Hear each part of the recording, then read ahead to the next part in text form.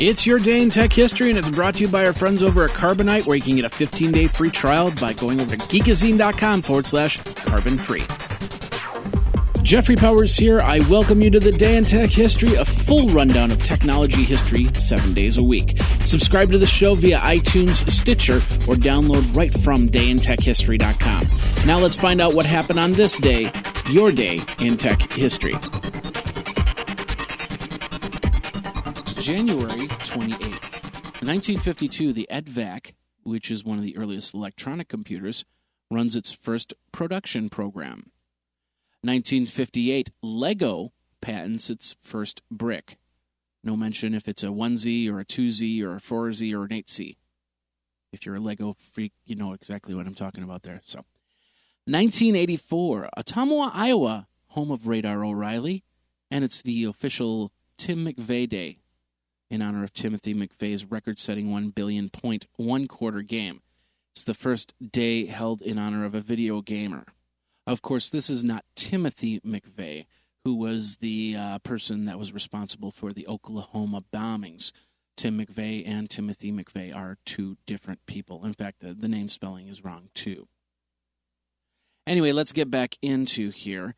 We're going to go to 1986. The Challenger Space Shuttle explodes 73 seconds after liftoff from the Kennedy Space Center.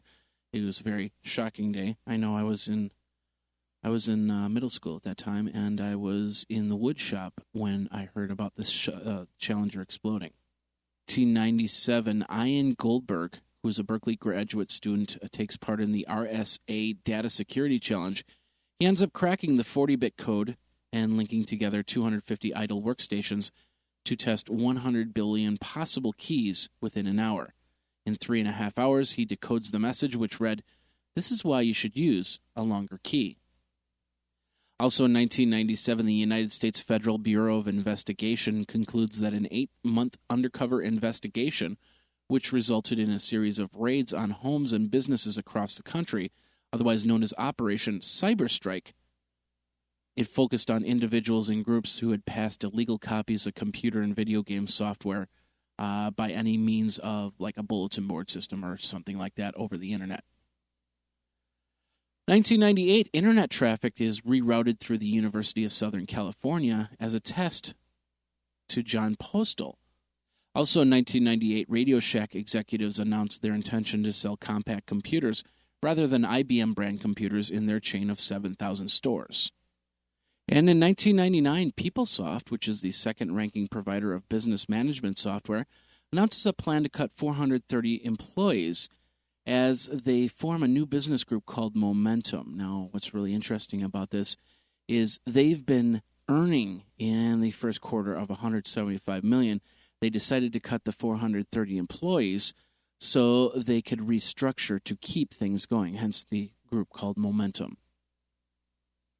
Also in 1999, Yahoo acquires Geocities web hosting services, and Yahoo launches Yahoo Taiwan, Yahoo Singapore, and Yahoo Hong Kong. Now this word from our friends over at Carbonite who want to help you pursue your passion. January is a month to reflect on what you did the previous year and also plan what you're going to do in the next.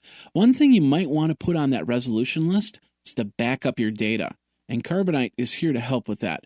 Founded in 2005, Carbonite backs up over 300 billion files to their secure servers, from photos of your newborn to important videos of the family and friends, not to mention those years of scanned documents you've been spending days digitizing.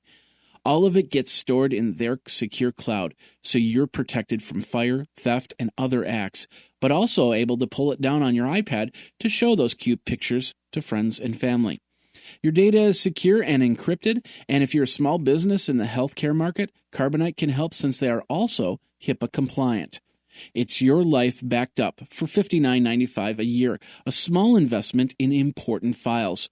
For more information, you got to check out geekazine.com/carbon-free. That's geekazine.com/carbon-free. Back up now, back up often, back up off-site with Carbonite.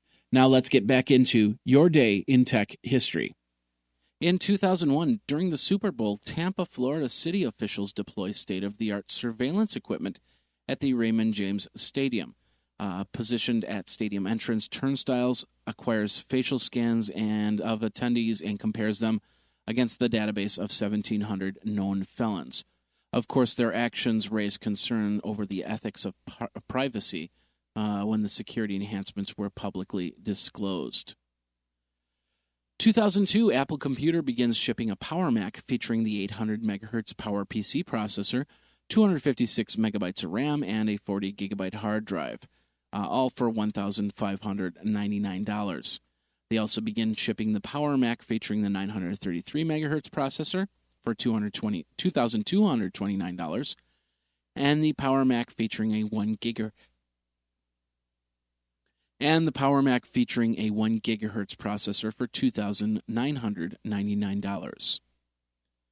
In 2003, Apple Computer announces the new low-end Power Mac featuring the 1 gigahertz PowerPC G4 processor, 256 megabytes of RAM, 60 gigabyte hard drive, 64 megabyte NVIDIA GeForce M4X graphics card, and a lot more for $1,499.